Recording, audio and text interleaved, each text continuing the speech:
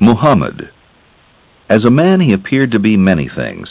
He could seem fierce and determined when leading thousands of followers on horseback in a surprise raid against a caravan. Yet he was gentle and mild when playing with children. He spoke rapidly, and his voice was sometimes so strong and forceful it seemed to echo from the mountains. Yet he would often retreat into meditative silence, sometimes secluding himself for days at a time. He could be as quick with his mighty sword as he could with a compassionate embrace. His eyes could be flashes of lightning or pools of deep compassion. He could take the part of a clever politician, a dynamic organizer, and a social reformer.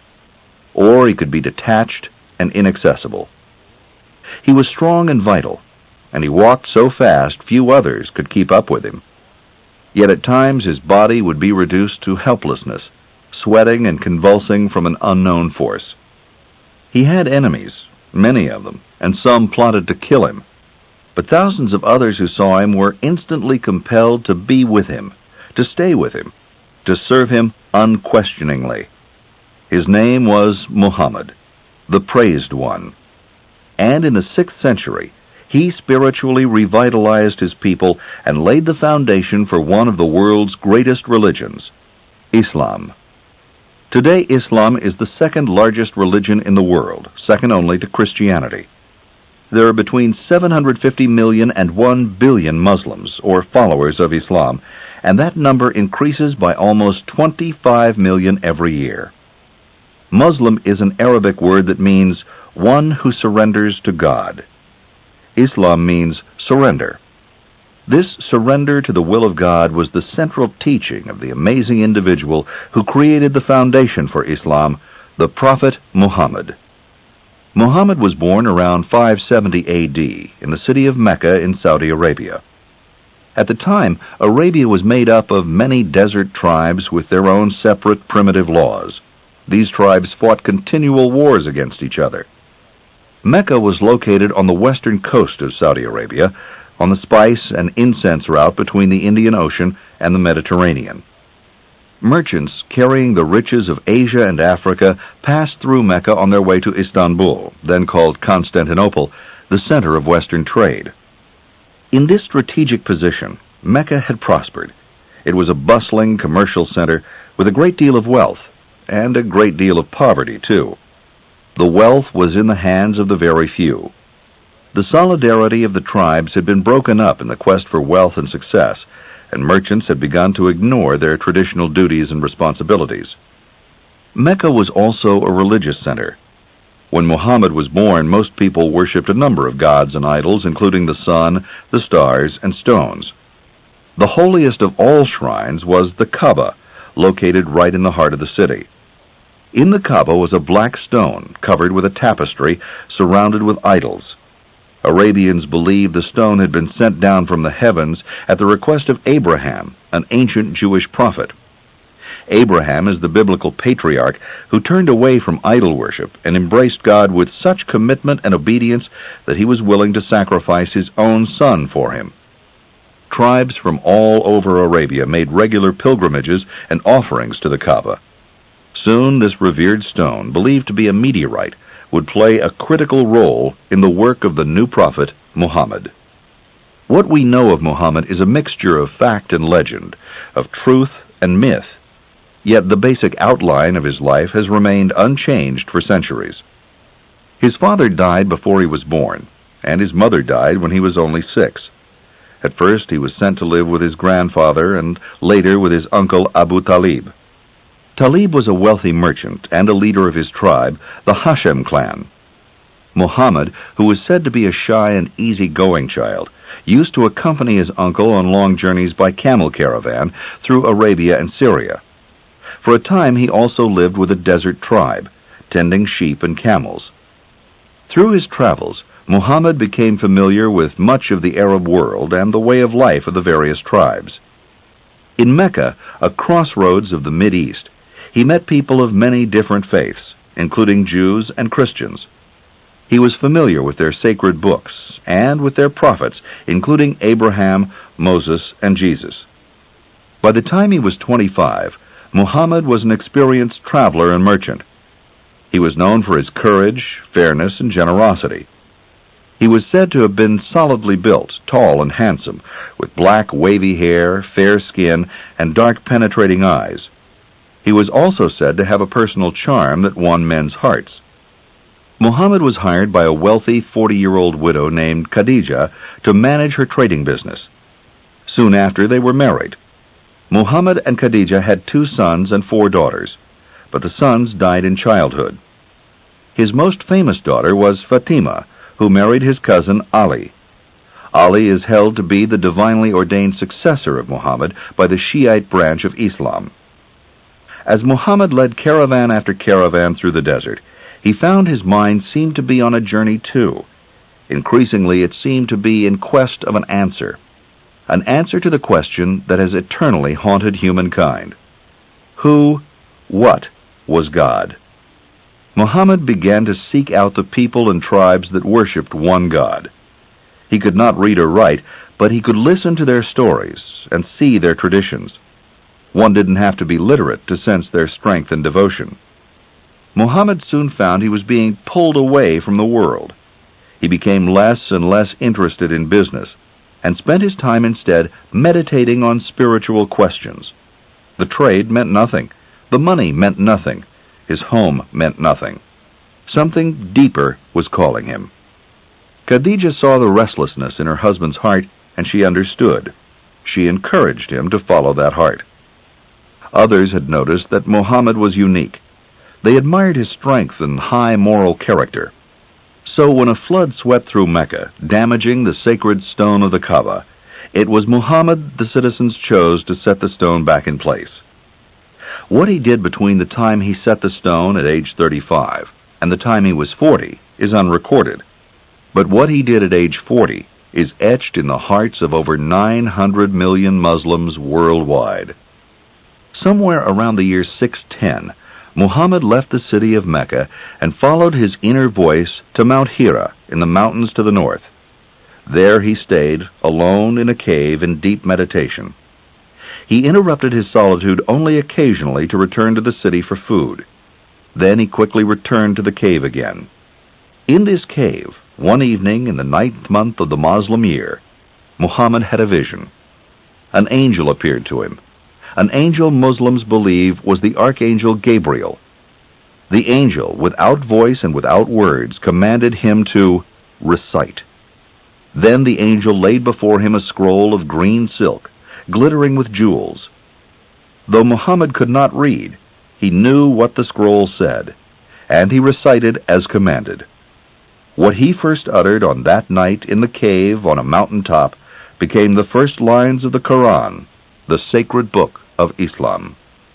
There is one God only, and his name is Allah. You are the messenger of God.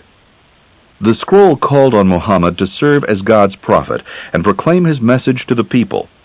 It said Muhammad was the last of a long line of prophets that began with Adam, the first man, and included Noah, Moses, and Jesus.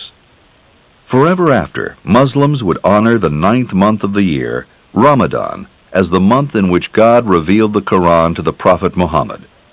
It is a month of fasting, from sunrise to sunset, for 29 days. Like Lent for Christians, Ramadan is a time for spiritual purification, through fasting, meditation, and sinless behavior. The only people exempt from Ramadan are the sick, those traveling, soldiers at war, young children, and expectant mothers. And except for the children, these people must make up the fasting later. Muhammad warned that all the spiritual benefits of Ramadan would be canceled out if people engaged in any lying, slander, or false devotion. Muhammad descended the mountain, dazed and filled with doubt. He couldn't completely accept that his vision had come directly from God, though he'd felt profoundly at the time that he was in God's presence. Khadija did believe it, and she reassured him. She became his very first disciple. Time passed, and Muhammad grew discouraged and doubtful again. There were no more visions. Though he prayed and waited and made himself ready, no angel appeared. No more messages were given. Then finally Gabriel showed himself again and said, "Arise and warn, magnify the Lord, and wait patiently for him. The revelations came again and again over the period of the next 10 years, and sporadically until he died. Normally he had no visions with them, but he often experienced physical manifestations, such as intensive perspiring on a cold day. The Quran itself speaks of the great weight of its message. It says, "If we were to send this Quran down on a mountain, you would see it split asunder." The revelations occurred when Muhammad was in a state of trance or ecstasy. He sometimes heard a sound like the ringing of a bell, but there was never a voice. The message entered directly into his heart and mind. At first, Muhammad told only his relatives and close friends. He gathered his first few disciples who joined him in worship and prayers in praise of Allah, which culminated in falling to the ground and touching it with their foreheads in recognition of God's majesty and their surrender to Him. The small group conducted their worship in privacy, but in his visions he'd been directed to tell all, so soon Muhammad began to preach publicly. Because he understood his people, Muhammad also understood that his task would not be easy. In some ways, it was more difficult for Muhammad to bring his new faith to his fellow Meccans than it was for his followers to spread it across the world. The worship of idols and pagan gods drew many tribes to Mecca and was a profitable business. The merchants of Mecca believed men controlled their own destinies, and that wealth and good management were the highest priorities in life. So in the first years, Muhammad preached in secret and drew converts in only a trickle. He knew this practice couldn't last. He had been charged with taking God's message to the world. Eventually, Muhammad became more and more public in Mecca. He told people he was a prophet. He told them there was only one God, and that God asked for nothing but obedience to His will. He called on them to abandon their idols and submit to Allah wholeheartedly. He preached that the wealthy should care for the poor, and that all were equal in the eyes of the Lord. The response was exactly what one would expect. He was ridiculed and harassed, especially by the powerful and wealthy. Piles of filth were left on his doorstep, and merchants refused to do business with his family. But there were some who believed. A rich merchant became a disciple. Then a civic leader who once persecuted him converted. As opposition to him grew, so did his number of followers. Most of these followers were young men under the age of 30, and many of them were sons and brothers of the richest men in Mecca. Much of Muhammad's teachings were, between the lines, critical of the conduct and behavior of the rich merchants of Mecca, and one of their first responses was to try and buy him off. He was offered a fuller share in trade and marriages into some of the wealthiest families. All of these he refused. In the middle of his trials in Mecca, Muhammad's wife Khadijah died. Unlike many men of his time, Muhammad took no other wives while he was married to Khadijah. Shortly after she died, his uncle Abu Talib also died. The death of Talib was critical. As leader of the Hashem tribe, he had committed his followers to protecting Muhammad, and Muhammad had needed that protection. The leader who took Talib's place, another uncle of Muhammad, refused to continue the protection. He feared the tribe would be economically ruined by boycotts by Muhammad's opponents. As these changes occurred, the hate against Muhammad reached a crescendo in Mecca. There were plots against his life, plots he discovered and was able to escape. But finally, the climate became too dangerous, and Muhammad made the decision to leave Mecca for the city's trading rival 220 miles to the north, Yathrib. Muhammad, accompanied by 70 followers, took the back roads to Yathrib to avoid being followed and arrived safely on September 24, 622. Yathrib was completely different from Mecca. It was a garden oasis in which date palms, cereals, and other crops flourished. Muhammad's disciples had already spread his message to Yathrib, and he had many followers there who welcomed him joyfully.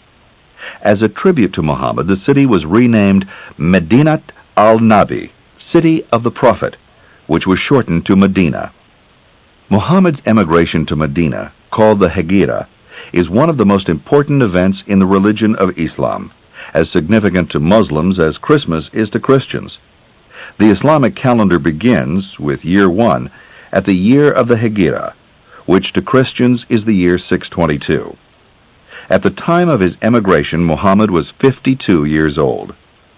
In Medina, Muhammad became leader of both a religion and a community. He built a mosque and began daily worship services. A mosque is a Muslim church. The word comes from masjid, which means a place of kneeling. Muhammad ruled that people would be called to prayer by a voice rather than bells. Today, in mosques all over the world, 5 times a day, a muezzin calls to the devout to lay aside their work and play and turn towards the sacred city of Mecca in prayer. Muslims didn't always turn towards Mecca in prayer.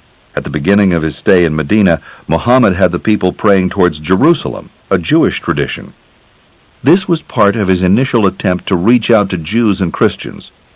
He also set aside the Jewish Sabbath as a day of Muslim prayer.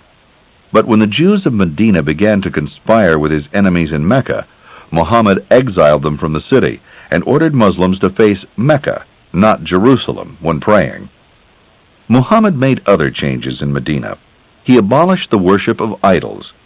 He forbade the killing of unwanted baby girls and put restrictions on divorce and the number of wives a man could have.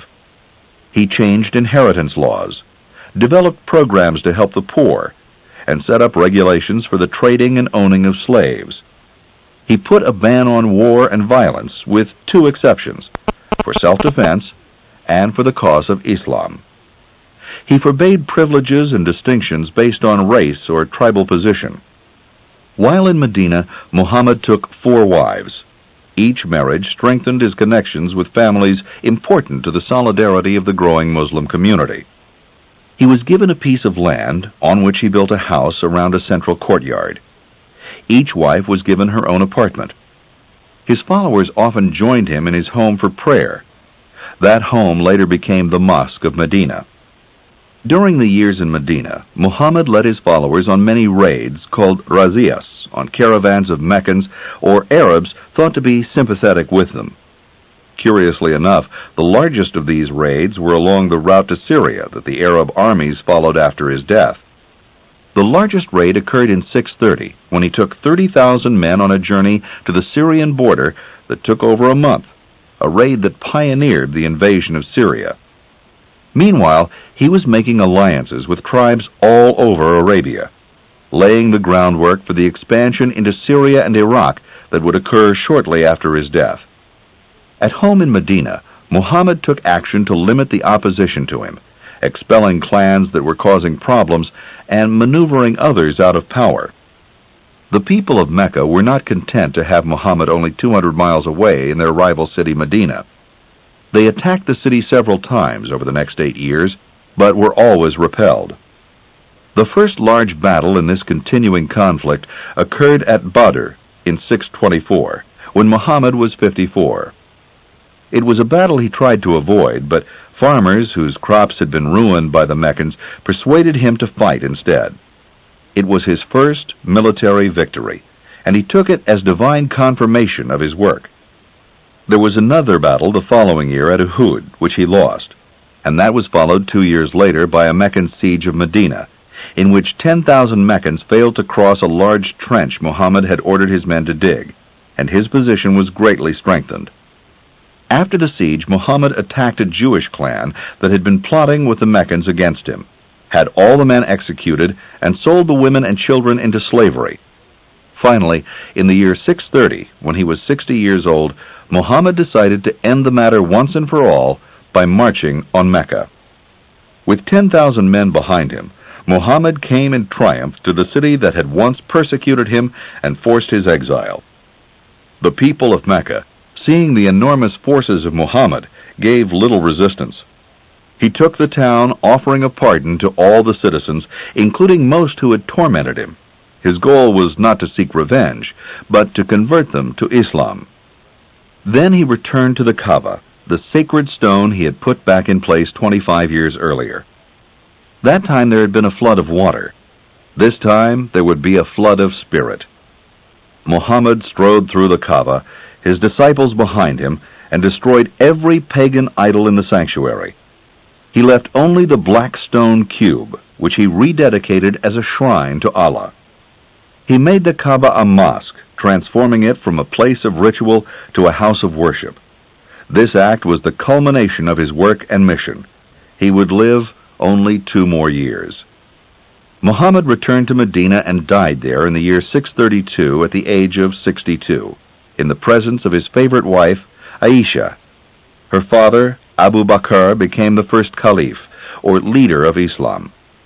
Muhammad's tomb is in the city where he died, at the Prophet's Mosque.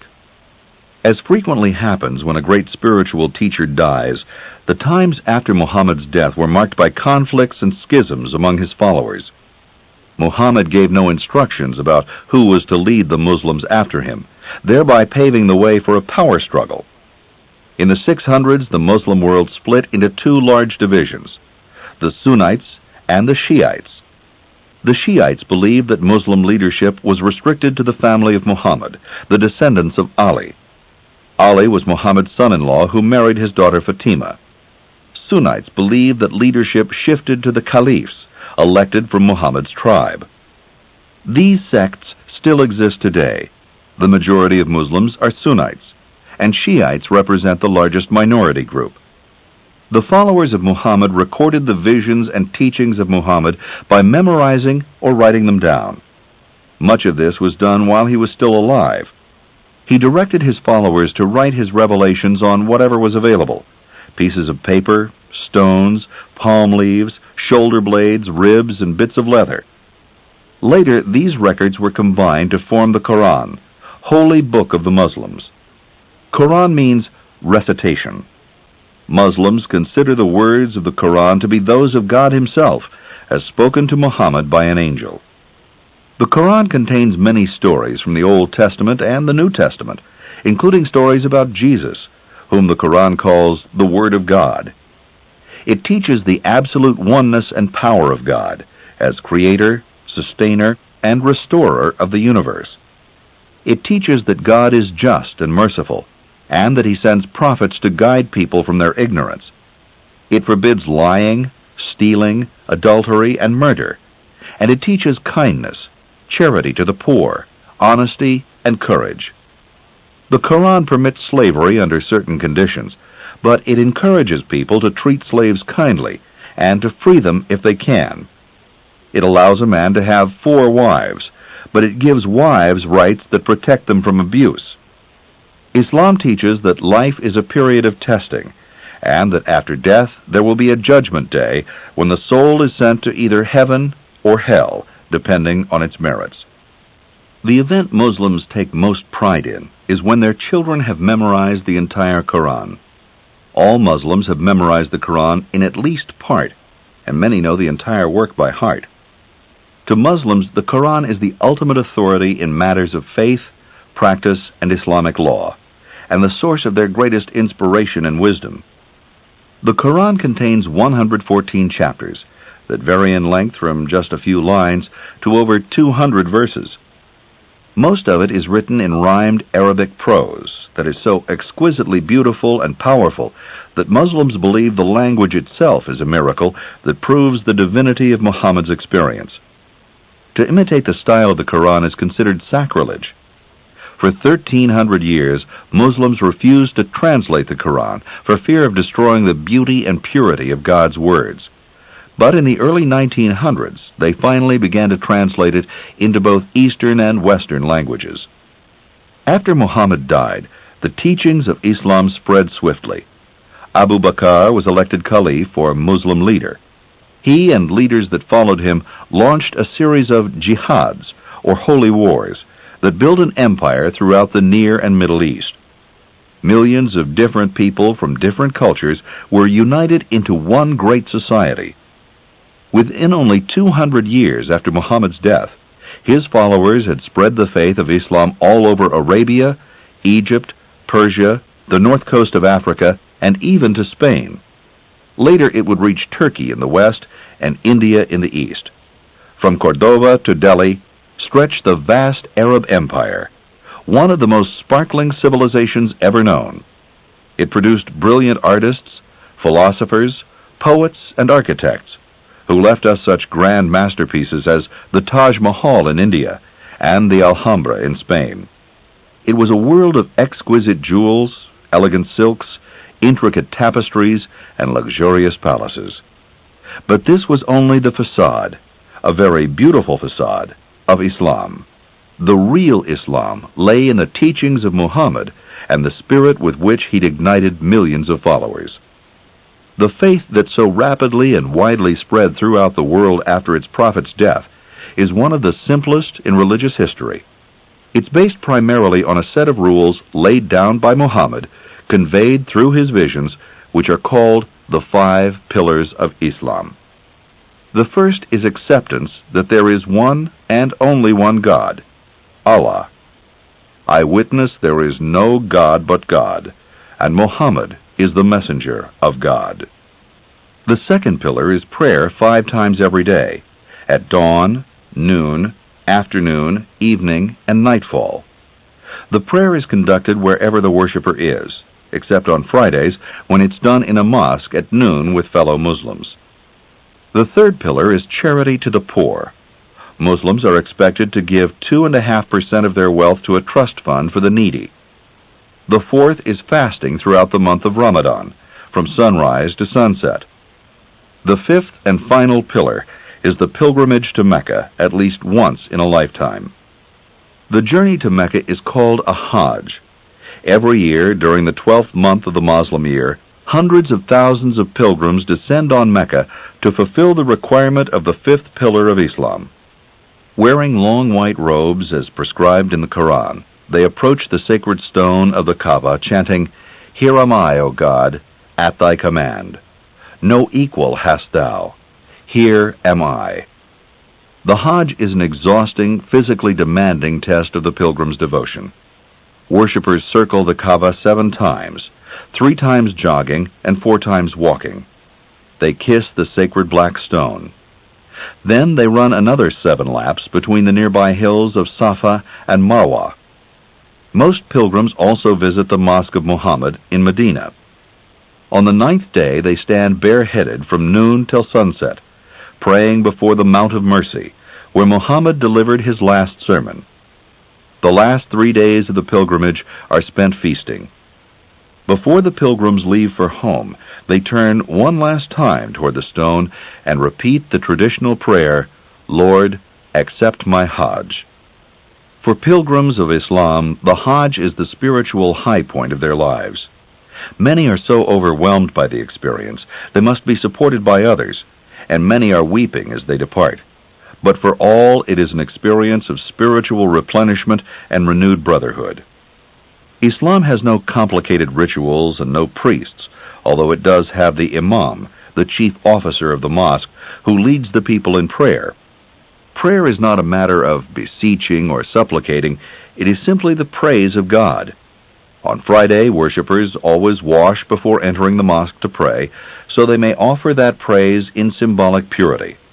The service is simple. Worshippers convene at noon. The men face Mecca, and the women stand behind the men, facing Mecca. They recite the first chapter of the Quran, a few other passages in praise of Allah, and the Muslim creed.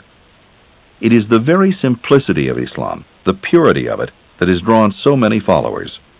Muslims say it's the same religion as Abraham's. It is the religion that always was and always will be, that lives eternally in the hearts of all. Muhammad's life had a deep and lasting effect on history and humanity.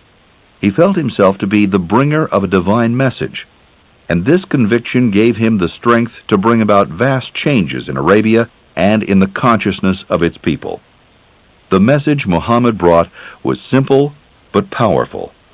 There is only one God, and that God requires surrender. Throughout history, the messengers of God have been calling man to return to him. They have called, and they have called, yet man has been unable to see and accept the truth. But God waits. He is ever willing and ever joyous to welcome man's surrender. To Muslims, the path of surrender and submission to God is through Islam, and as soon as it was born, the entire structure of Arabian life was altered and transformed. Loyalty to the tribe was replaced by loyalty to the Muslim community, a community united by its devotion to God. Worship of idols and icons was replaced by worship of the One, Allah. Out of the barren deserts of the Near East, a wasteland unable to sustain people with food, water, or shelter, had come one of the most spiritually nourishing and growth-inducing beliefs of human history, that there is a God, and He is the one and only God. From Abraham's worship of that God had been born three of the world's greatest faiths: Judaism, Christianity, and Islam, the fruition of the vision of the Prophet Muhammad. This is the end of the session.